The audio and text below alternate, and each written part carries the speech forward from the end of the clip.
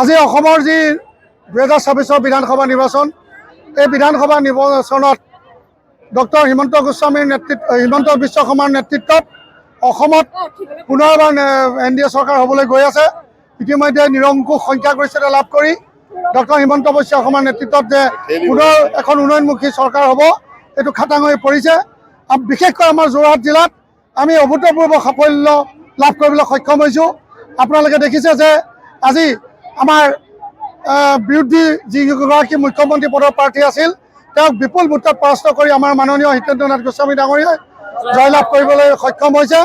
আমি লগতে তিতাবৰ সমষ্টিত ধীৰাজ গোৱালা জয় হৈছে, ৰূপজ্যোতি কুৰ্মী ডাঙৰীয়াৰ জয় হৈছে, আৰু ইতিমধ্যে আমাৰ তিয়ক সমষ্টিৰ মাননীয় বিকাশ শইকীয়া জয় হৈছে বুলি আমি নিশ্চিত খবৰ পাইছোঁ।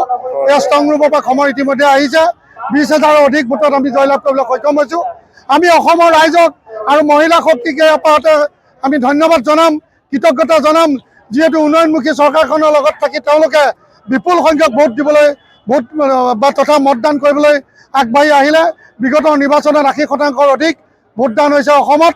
ই এটা গণতন্ত্ৰৰ প্ৰতি যে ৰাইজৰ বিশ্বাস, নতুন জেনেৰেশ্যনৰ যে গণতন্ত্ৰৰ প্ৰতি এটা বিশ্বাস আছে, বিভিন্ন প্ৰতিক্ৰিয়াশীল শক্তি প্ৰতিহত কৰি গণতন্ত্ৰত বিশ্বাসী জেন জি সকলো ওলাই আহি আমাক বিপুল ভোটত হিমন্ত বিশ্ব শৰ্মাৰ নেতৃত্বত পুনৰ এবাৰ চৰকাৰ কৰিবলৈ আমাক আগবঢ়াই দিয়াৰ বাবে আমি সকলোকে এই আপাততে ধন্যবাদ।